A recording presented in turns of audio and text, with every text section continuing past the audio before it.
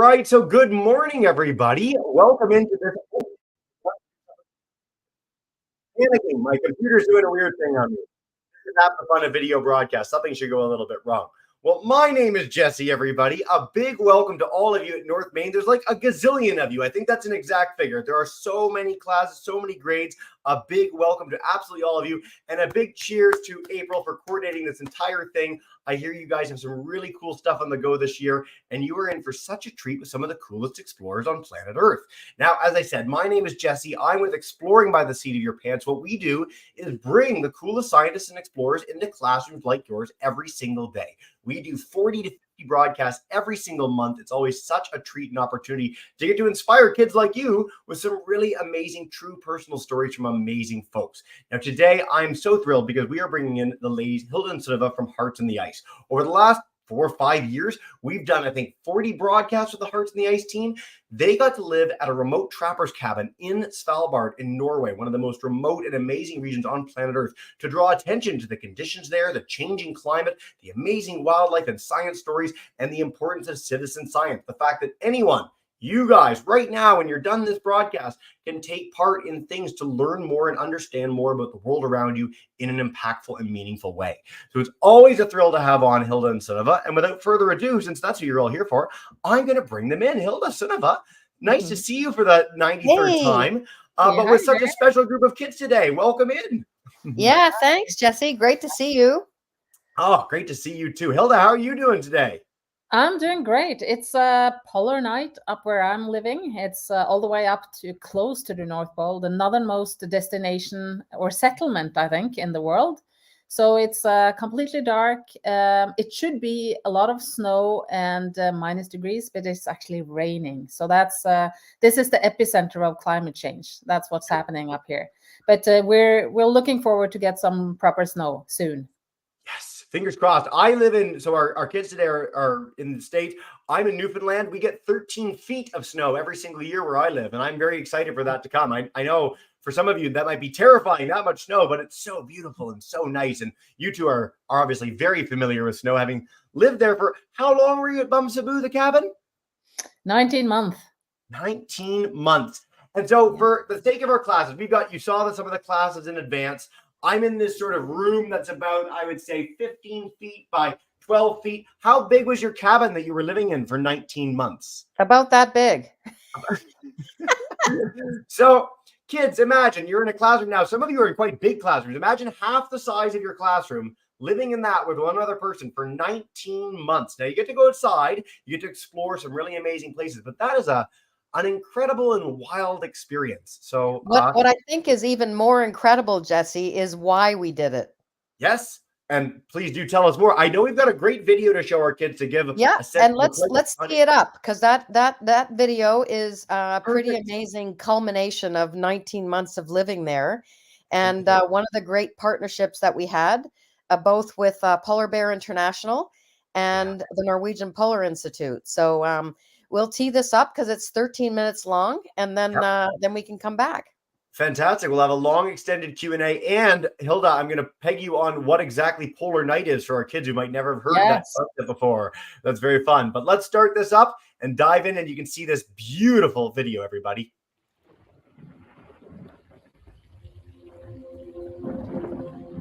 Mother polar bears have one of the most incredible life stories on Earth, to live and raise their families in this harsh Arctic environment.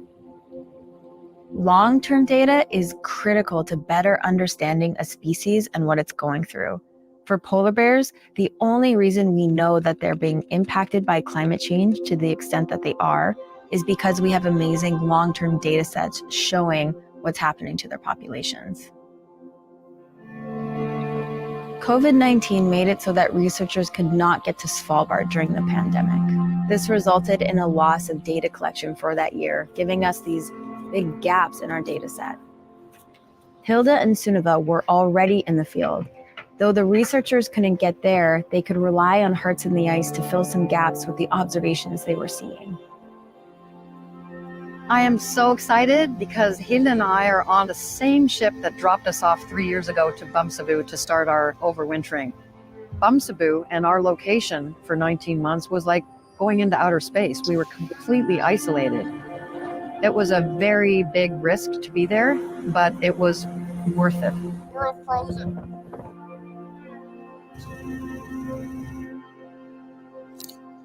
Ever since I came to Svalbard, I wanted to be part of this nature, the wildlife, changes in the seasons and the light.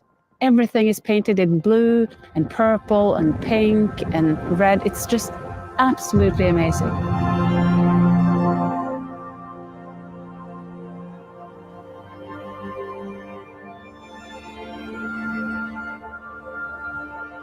Both of us are adventurers, and we've done a lot of things in our life. But I met Hilde in 2016. I was working for a polar operator, and so was she. Then we discovered our shared passionate love of the polar regions. The spark between us, like soul sister, immediately. I saw the opportunity that she might be able to fulfill my dream to do an overwintering in the Arctic. After we met, just having dialogue and talking about, well, what can we use this hut, Bumsabu, which means little bear hut, what could we use this for?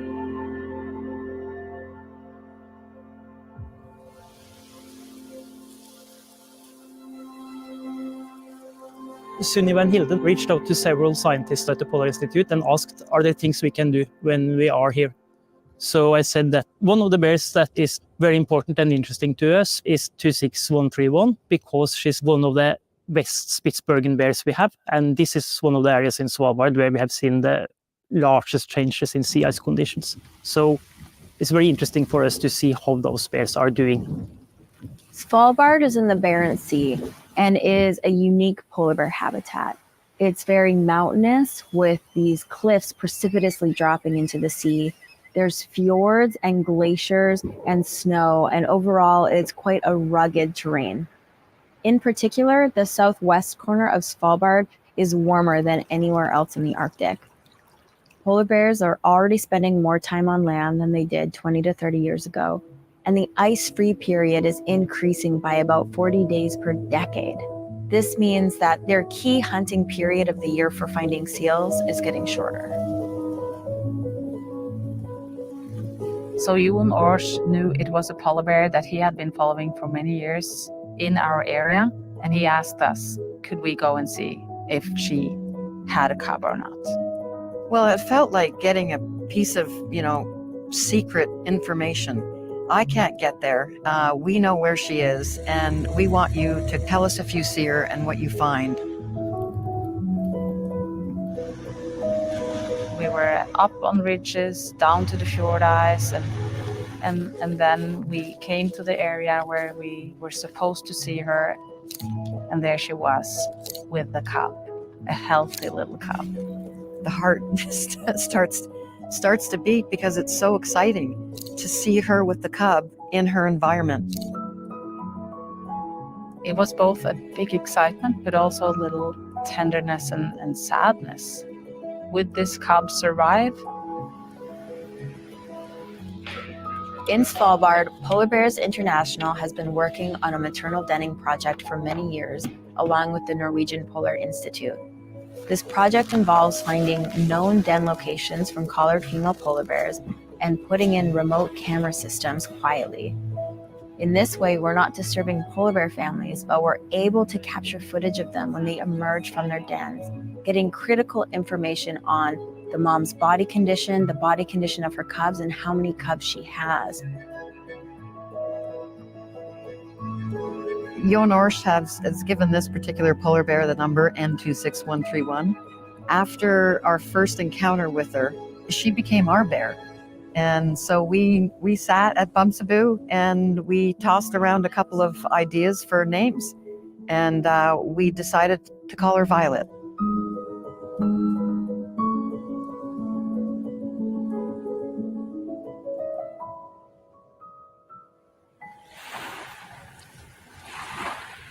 In July, we saw a female get out of the water right here, went over the little knoll here, and then rolled. And we weren't sure if it was actually Violet because she was without cub.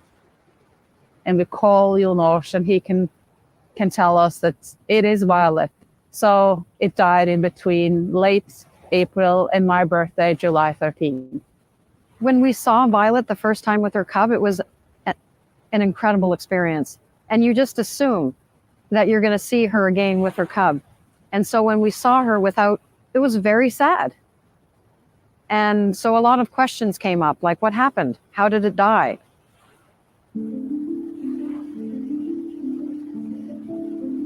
Typically, a female here in Svalbard gives birth first time when she's 6 years old. They have high survival until they're 15, and they give birth on average every second year. If the cubs survive, it's each third year, not more frequent. So it means they lose a lot of the litters. So maybe if they have like 5 litters, 10 cubs, maybe 2 cubs make it to adult. Many factors influence cub survival. A main factor is the health of the mother. She needs to be healthy enough and have enough body fat to adequately sustain and nurse her cubs. If it's getting too difficult for her, there's a chance she could abandon them. Also, simply navigating the shifting sea ice conditions is hard. Ice is moving more than ever, and there's more open water than there used to be. In some ways, this is reducing access to seals, but also increasing swimming in some regions. And for polar bear cubs, swimming can be really difficult. Winter number 2 was a much milder winter than the first winter. We had less sea ice, the formation of sea ice was later, and we had less snow. We were really worried about Violet. Would she be able to find a spot to dig a den?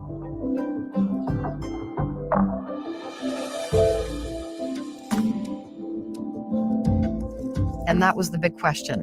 When April was here and she was coming out of the den, did she give birth to a cub? So we were given GPS coordinates from Jon because, again, he couldn't get out in the field. And that was our little mystery, to go and find out if we could locate her. It was a longer trip this time. We were searching the area, and of course, first and foremost, we were looking for tracks.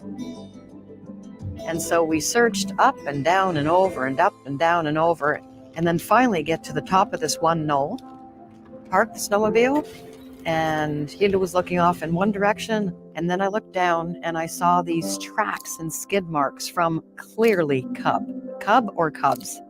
And that was, she's either been here or she's here.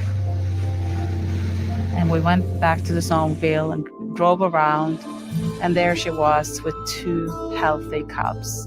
And we could see how much they had been playing there, they had been eating there. It was just a great feeling to see that she actually still managed to give birth to 2 healthy cubs. We were complete visitors to their domain, their world, their Arctic. It was amazing. It was our last encounter. It was as if she said goodbye.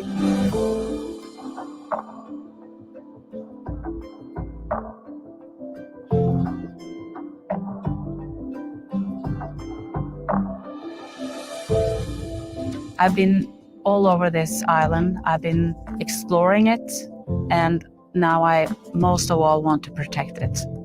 You feel very attached to the stories of these bears because they have a history with the researchers. It was a real privilege for us, actually, to be invited into the world of the scientists to understand why this matters. We only get a glimpse into the lives of polar bears, but there is so much left to learn. The decisions we make today directly impact polar bear moms and their cubs who are trying to survive in a warming Arctic.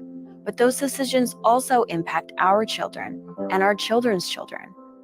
We all have a part to play in this climate challenge, and by working together, we know protecting a future for polar bears means a better world for us all.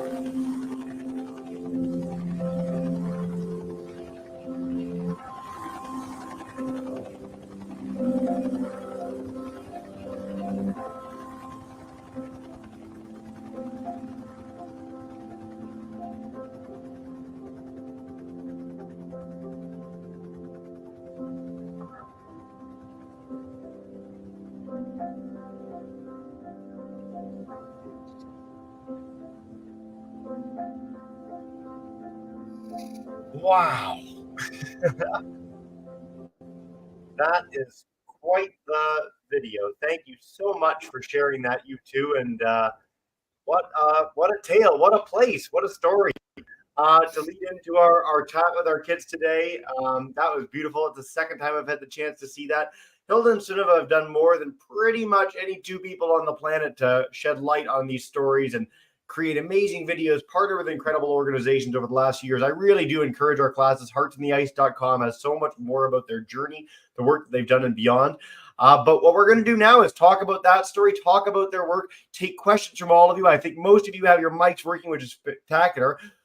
I'm going to start before we dive with any in-depth on violence. I think we're going to get a lot on that. I want to make sure for our kids, I promise you this, Hilda, polar night, what's going on? For me, it gets dark about, it's 4 o'clock now, which is kind of sad. And it gets light about 7 or 8. But where you are, what's the deal? The deal is it's no light at all. It's completely darkness. It's no difference between day and night. And it is like that for 3 months. We even have a dark season. We call it a dark season since October 26th until February 14th. Wow. But now, since early November, it's completely dark. So the sun is more than 6 degrees under the horizon on the highest on the midday or noon. So it's a different world to move around in. But now we just had full moon the other day. So if we have clear weather, we can have the aurora that are lighting up our sky in different colors, or we could have the moonlight. So yeah, but it's dark. And this is contrasted with an equal light season at another point of the year for our kids to know. So you have times when it's light all the time, 24/7, even in the middle of the night? Absolutely. Since April 19th till August 23rd, it's midnight sun. And you need to sleep, but you can basically be up throughout the day and night. It's all the same. The sun is shining. And Sunniva, where are you joining from today for our kids to know? I'm on Vancouver Island, and I was just thinking that if anyone wants 24 hours of daylight, you need to head to the other part of our planet, down to Antarctica. So we've got some of our kids, you might be familiar with this. We've got the equator in the middle of the world. We've got the Arctic Circle and the Antarctic Circle on the bottom of the world. And past those points, you have this incredible situation where, again, it can be 24-hour daylight or 24-hour darkness. The closer you get to the poles, the more that is sort of accentuated. I'm further north than you are. Hilda's quite a bit further north than me. And so it's a really fascinating part of our planet, sort of associated with the fact that we have seasons as well. We're on a tilted world, and we're on one where the sun sort of acts differently, or it hits us differently depending on where we happen to be. So I like that as a bit of context. And lucky you, Sunniva, in Vancouver Island. I encourage all our students, look up Vancouver Island when you're done. It's one of the most beautiful places on planet Earth. So I'll say. We are going to dive in with questions. So kids, we've got so many classes. Yacomas Pereira, Gog and Cato, Miss Martinez, North Main, LT, 2 other North Mains. We got all the kids. It's fantastic. So I'm going to go through our classes and take questions from you all. Anything you want to know about polar exploration, polar bears, the cabin that Hilda and Sunniva lived in. If you want to flick on your microphones when you're in the background, we can't hear you. So feel free to all have your microphones on. I'm going to start with our first North Main crew that I talked with to begin the day. Hello, folks. If you guys want to unmute, welcome in. Hi. Hi, guys and gals. Okay, so I guess we'll start with our questions. We're going to have Hadley come read hers. Hadley, do you have your question? Hey, Hadley. Hadley, come on up. I love your Build a Snowman sweaters, too. They're spectacular, by the way. Okay.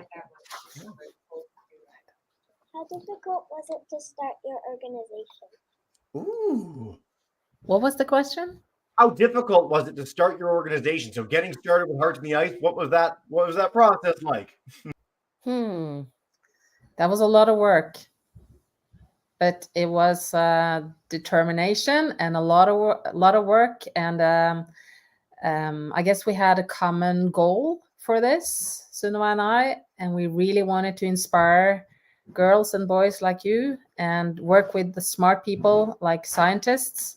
But it took a lot of work to get everything pulled together and to get the finance too, since we were two females. Yeah, I think the hard part was kind of trying to tell people what we were trying to do.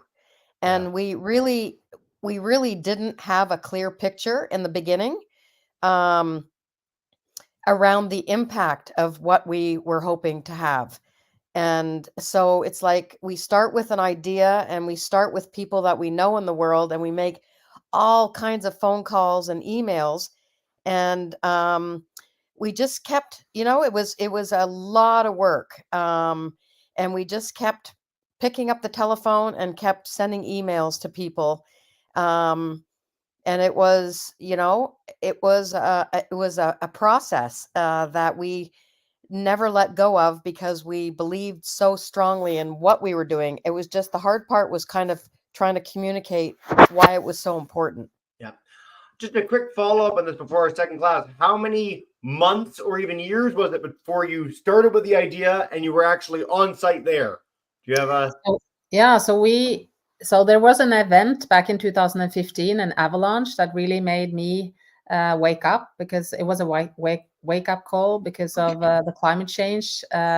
12 of my neighbor houses was destroyed, and I knew that I really wanted to be more part of any sort of solution, not only part of the problem. And then I met Sunniva in 2016. So basically we started back in 2016 to talk about this, and we left in 2019. So you could say it was a process of 3 years.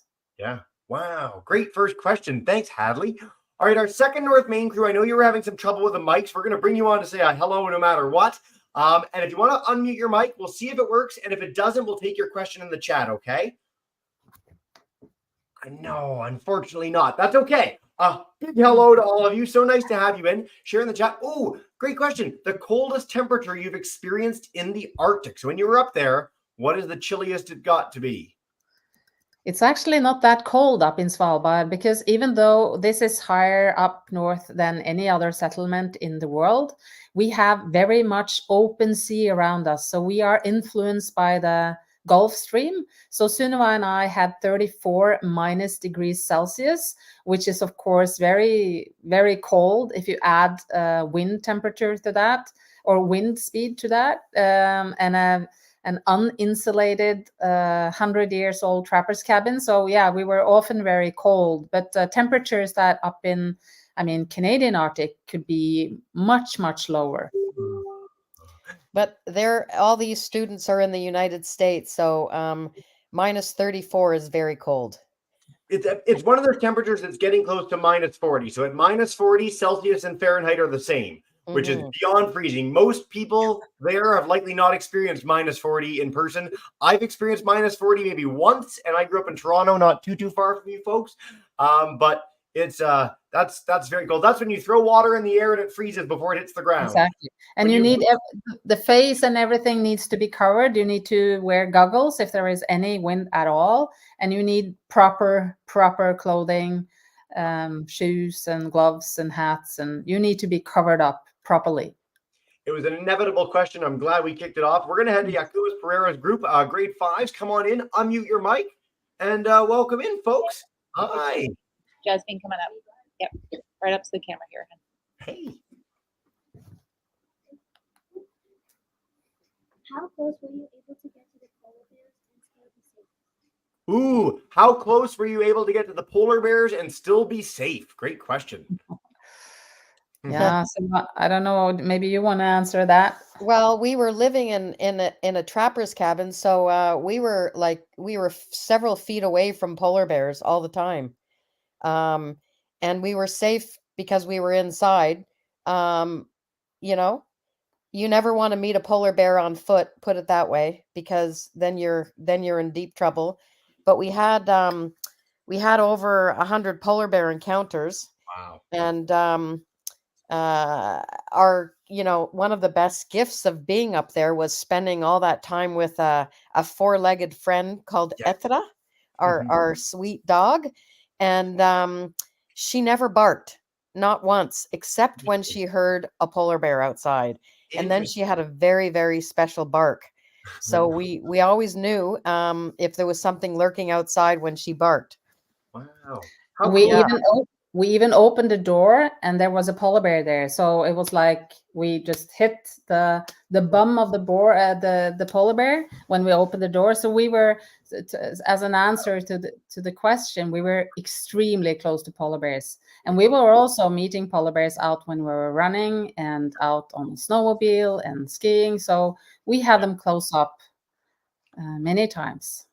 I'm glad you mentioned those. So this is one of the very rare animals. And to be fair, a lot of kids, you think of animals that might hurt you in the wild. Sharks are a big one that people come to mind. Sharks will never hurt you. There are 99% of creatures on this planet want nothing to do with people, will run away across the horizon at the first sight of a person. Polar bears are one of the rare exceptions to that. There are very few creatures that you absolutely do not want to meet up close and personal in the wild without a cabin door to close back in their face or a dog to alert you with a bark. So it's an apex predator. It's the largest land carnivore on planet Earth. It is a very serious animal, and you treat it with a lot of respect when you're dealing with it. And so I'm always glad when we get this question. Thank you, ladies. All right, we're going to head to our Goggin and Kodo class. Come on in, Miss Martinez. You're next. There's so many of you. I love it. Welcome in, folks. Hi. All right, go ahead, Evie. What are the northern lights and how are they created? Yes, great question. Wow, that's a great question. Maybe you want to go first, Sunniva? Oh, you go ahead. You're up there with the northern lights. So Sunniva and I was closer to the lowest band of aurora than we were to the settlement of Longyearbyen, where I live now, where it's people. So we were very close to the aurora, and we had these beautiful shows. Every night it was some activity on the sun, because this is how Northern Light is created. The sun just like push out a lot of small so it's kind of a difficult way to explain, but it's particles coming from the sun that hits our atmosphere.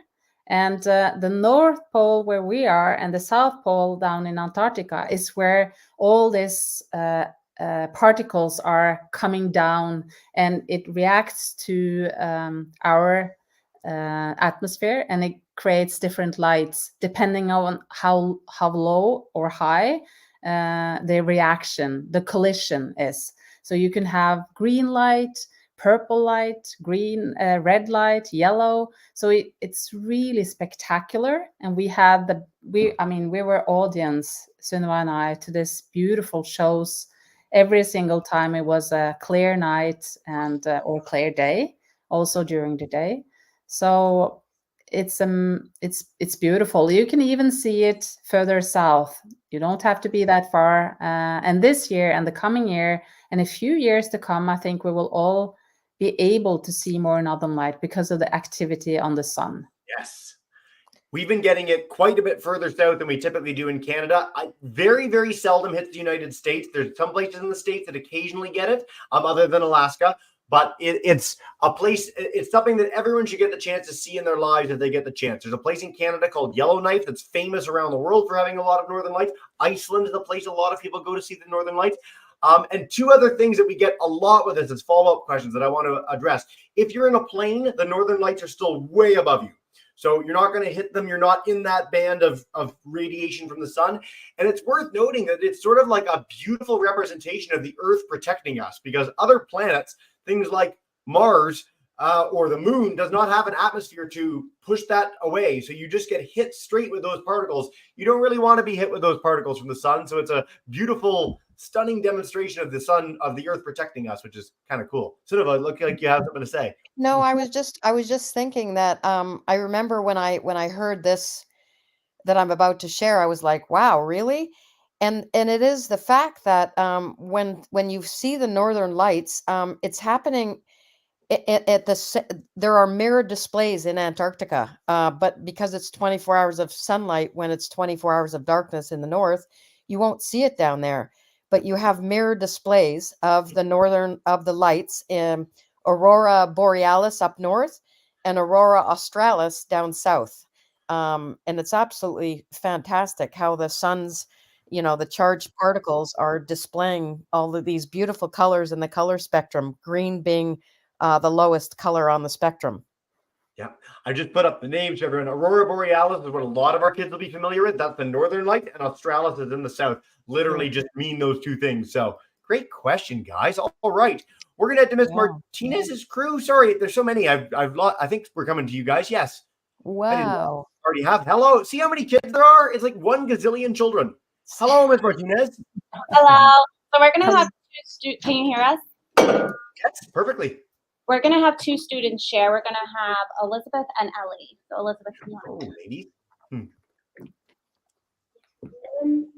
What inspired you to start Hearts in the Eyes? Amazing. And then do you want the second student to ask as well? You can answer and then we'll have Ellie answer. That's fine. Perfect. Hmm. Go for it. We probably have two different answers here. You go first, Hilda.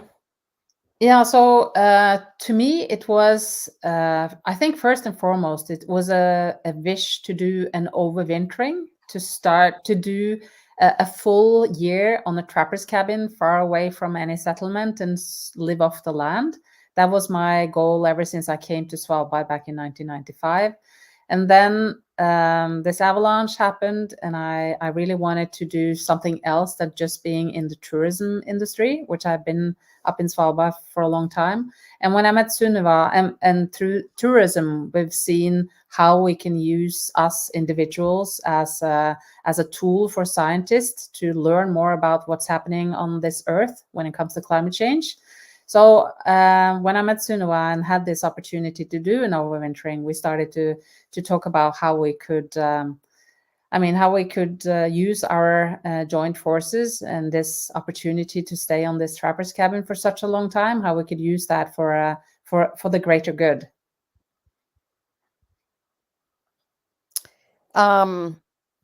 So it's a kind of interesting question because I had a full-time job when I met Hilda, and so We did both she. had.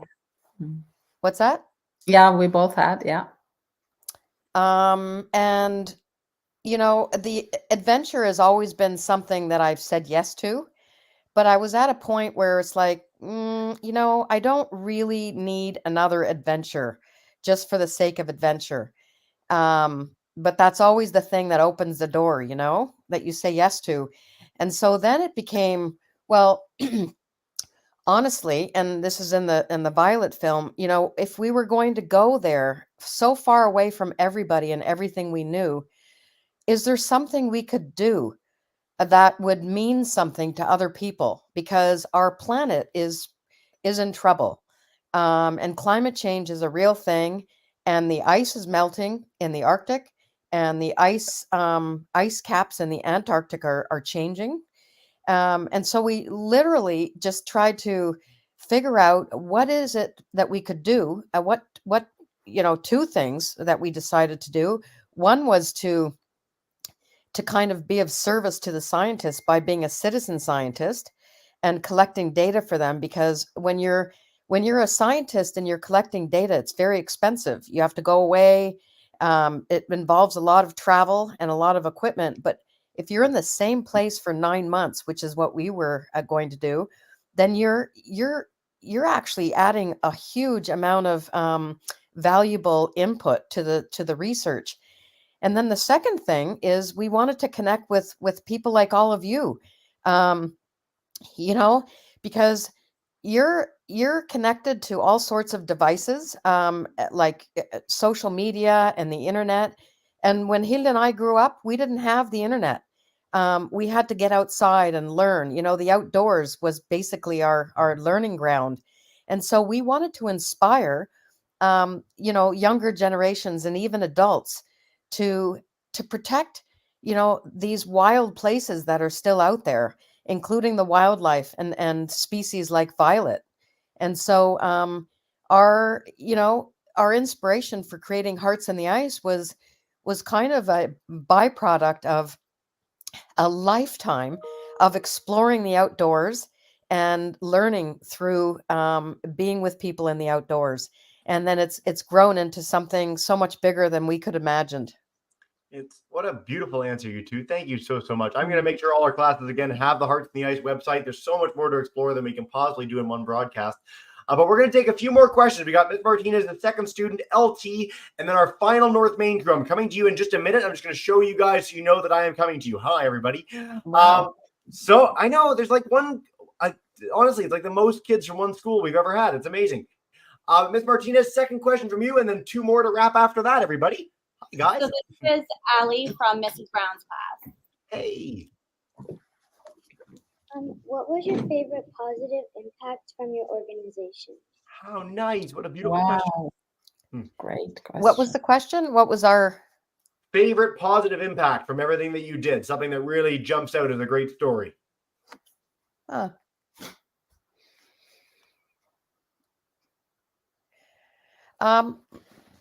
want to go, Hilda? No, you can start. I think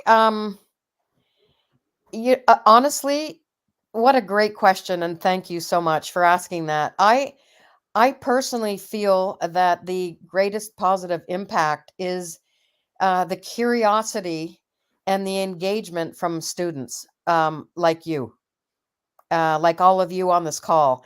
That, we can do all kinds of things in this world and think we're adding value, but when we can actually sit in a space where we can hold you up, and your questions are continually stumping us, and causing us to kind of look inside and dig a little bit deeper.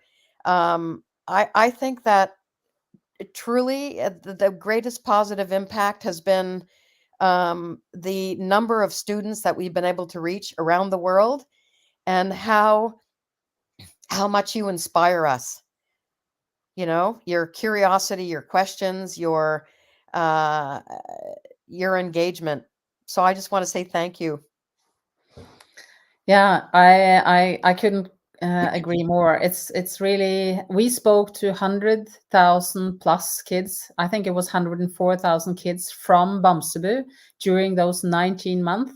And it was powered by solar and wind, because we didn't have any running water or electricity, not even insulation in the walls. So this was a very extreme remote hut.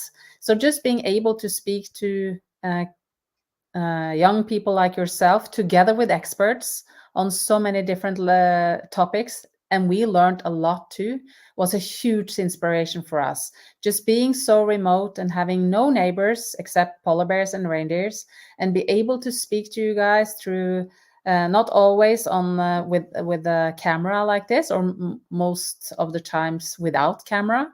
That was just what kept us going. And also, I have to say that female leadership, or females from all over the world that supported us throughout our stay and before our stay to make that happen, was also a great platform for us, and a great community for us while we were there, sharing on us. And you know what? Sorry, I have to add this, because honestly, it like being able to follow Violet, and being an observer to the wildlife, and sharing, what's happening to the different species, including Violet up in the Arctic, and that story with Polar Bear International, that was a really big deal for us, because Polar Bears International is a huge organization. They are the largest organization in the world dedicated to, studying polar bears and their habitat, and what's happening with sea ice loss. And so for us to be ambassadors for them, it didn't happen overnight. It was sort of an evolution. And that was a really big thing that we're both very, very proud of. Yeah. It's an incredible story. Sorry, cover your head there for a second. I'll put my camera off. But everyone should check out polarbearsinternational.org. They do such amazing work. We've had the privilege of working with them. If you want to see the absolute best stuff in the world for protecting one of the coolest creatures on planet Earth, do check them out when you're done. So listen, these have been beautiful, beautiful answers. We've got time for 2 more. I know we could go all day with our classes, but time flies and you're having fun. Been really nice to have all your time today. We're going to head to our last, I guess, North Main crew. Hi, everyone. Unmute your mic. Come chat with us. Ask a question. We'd love to have you come in. Hello. Hi. Ask this yellow question. How can we stop climate change? The question. Way to go. Yes. I'm just going to be honest. We can't. But we can do a lot to what we mitigate. can do, we can't, because the climate change is a real thing. We can't stop it, but we can help it from escalating. We can help it from getting worse. And I think one of the things we're doing right now with all of you is we're talking about it. We're telling stories that have to do with climate change, and that is a really important thing, is to continue to have conversations around what is happening. It's also so important to understand that all the decisions that we make in our life, whether they're small or big, they do have an impact. For example, we know that emissions from vehicles and from coal or burning, which many countries are still burning coal for power. We know that that is one of the causes of climate change. And so if you make even small decisions at home to be like a thoughtful, person in terms of what decisions you make, that's an important thing. It's also really important for all of you, regardless of what age you are, to have conversations with your parents and your teachers about what you can do, and get involved in your community. You're not old enough to vote, but when you are, it would be really good for you to know what you're voting for, and make sure that you the last thing I'll share is make sure that when you buy things from different companies, that you understand what those companies' values are. So we all have a role to play, and it's not a problem that's going to go away anytime soon. But we all have a really important positive role to play in this big picture that could be otherwise kind of depressing. But I think we are two examples of how to take that, that big topic of climate change and turn it into something that can actually inspire people to do something. And I'm sure if you guys want to make a contribution to the scientists, they will be so happy. And to connect to the natural world and be citizen scientists would be so much fun. We loved being citizen scientists on Bamsebu, and you can download apps on your phone, and you can upload pictures. You can do so many important stuff, and you guys matter much more than you think you do. You can all be important or play an important role in this mitigation. It's going to be more your problem than ours, but we are here to support you guys in every next step to take. Yeah. What beautiful answers. And I mean, it's worth noting for our kids, climate change isn't something that's far off. It's happening right now. If you ask your teachers or parents, 20 years ago, when I was a boy, when I was your age, the weather was radically different than it is now, significantly different. And that's shocking how fast that's happened. So it can be scary. It can be a lot. I know it's something that you learn about in your classes and you hear about a lot at home and on the news.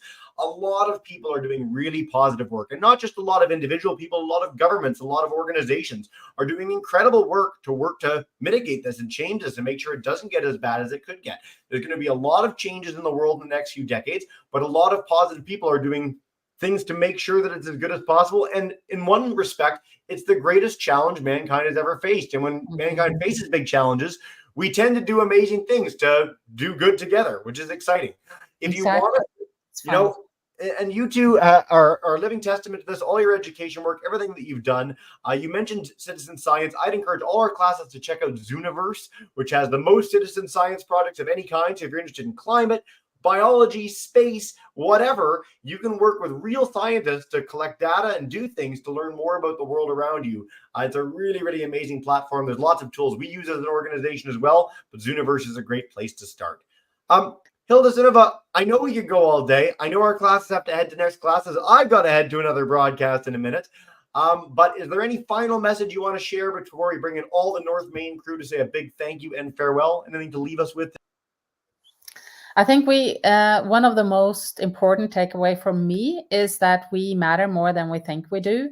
And we have so much knowledge. So go out there and seek all the answers and make a contribution to new answers. And we can create a healthier, more fun, more purposeful world out there, and we are going to do it together. everyone on the call, and us as adults. And it's going to be important, and it's going to be fun. I'd like to give a very huge shout out and thank you to April. Because, April, I hope you can hear me. You reached out many, many months ago to us, and you somehow found Hearts in the Ice, and you wanted to share us with the students. And I think my final message is it's people like you that give us a voice and a platform. And I just want to say thank you. And it's just been a real pleasure to be able to share with the students. We are just, we're just two women doing what we can because we care about a bunch of things. But for all of you on the call, find that one little thing that you care deeply about in our natural world and work like crazy to take care of it and protect it. Thanks, everybody. Yeah, and thank you to Jessie and Exploring by the CTO Pans to making this possible for us. Thank you again, Jessie. Thank you both so much. As you know, what we do to wrap up every broadcast, I'm going to highlight heartsintheice.com again for all our students. We're going to bring in all the gazillion children today. You're all North Main, so come on in, say a big thank you and farewell. It's been such a pleasure having you all. Have a wonderful day. Bye. Bye. Thank you. Thank you. Bye.